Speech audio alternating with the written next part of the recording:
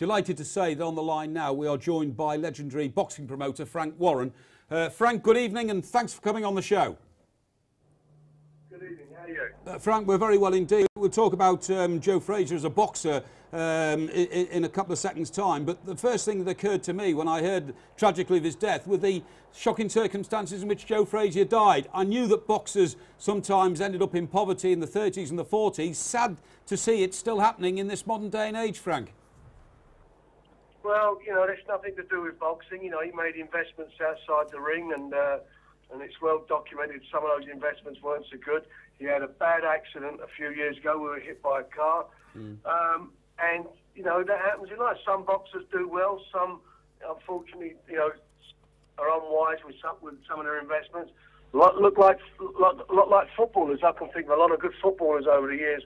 The same things happen to, you know, from that generation. Sure. Stan Bowles, Curry, you know, loads of the guys, unfortunately, have fallen on hard times. Sure. Frank, don't you think we were just privileged at a golden era of heavyweight boxing there with the likes of, obviously, Frazier, Ali, George Foreman, Ken Norton? We were sport in those days, weren't we, to what it is today? Heavyweight, that is. Well, I think the heavyweights back then, that was the golden era of all time of the heavyweight boxing. You know, prior to them being around, and subsequently. And I think that you know, when you look back at it, it'll never be repeated. They were all great fighters, and they had great fights between them all. You know, like people forget fighters like Ernie Shavers, Ken Norton, Ron Lyle. There were so many of them. Even the Spinks, of course, you know, they made their mark, didn't they, on boxing in those days. How much was Joe Frazier's rise to prominence, Frank? The reason for it being that Muhammad Ali, of course, was taken out of the ring for non-boxing reasons. Did that allow Joe Frazier to sneak in? Sorry, no, he didn't sneak in. He got in there on merit. I mean, he won a gold medal in the Olympic Games. He was a quality heavyweight, and when it came to it, you know, when he inflicted Muhammad Ali's first defeat in the ring, and well beat him, by the way, in their first fight, which was at Madison Square Gardens in 1971. That was a fabulous fight, and he did what he had to do. What he didn't have was the personality of Muhammad Ali. Yeah, sure.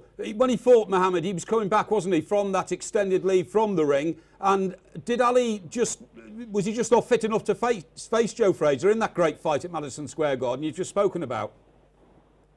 No, not at all. You know, he came back after his layoff, and he came back with a couple of wins, and then fought Joe Frazier, who was remember Joe Frazier only had 37 professional fights in his career. Didn't forget that. And there was a trilogy of fights. Muhammad Ali won the next one, and then they had the Thriller in Manila, which was a knife-edge fight all the way through. Eventually, Eddie Futchport, who was the trainer of Joe Frazier, pulled him out of the fight in the 14th round because his eye was so bad he was having problems seeing out of his eye. But that was, you know, at that stage it's well documented that, you know, Muhammad was, his corner was looking at whether to let him go on, and he was so pleased that the fight got stopped. I think Muhammad Ali was quoted at the time saying that was the nearest he ever felt death could be. Yeah, he was near to death on that one. In the modern game, Frank, could Joe Frazier actually perform as a heavyweight at 5'10" tall and 15 stone in weight? Well, Mike Tyson did. Right. So it's not about height. It's not about height. I've seen, you know, 6'6" and 6'7" fighters who can't fight. You know, you either can fight or you can't. You know, Joe Frazier was a powerhouse. He had great lateral body movement. He had great hand speed, tremendous left hook, tremendous work rate.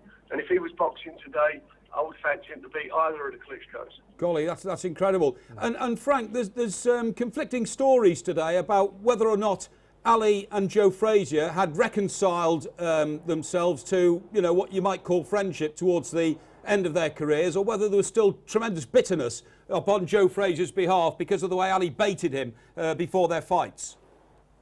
Well, Joe Frazier didn't like Muhammad Ali. You know, he lived in the shadow, as most of the heavyweights did, of Muhammad Ali, and he didn't like the fact that that Ali called him an Uncle Tom, which is the worst thing you can call a black guy. It didn't sit right with him. He was very bitter over it. You know, when you look at in the last couple of weeks with the alleged John Terry incident, and you look at you look at Tiger Woods' golf caddy, you know, those things were said, and there's denials or the reasons why.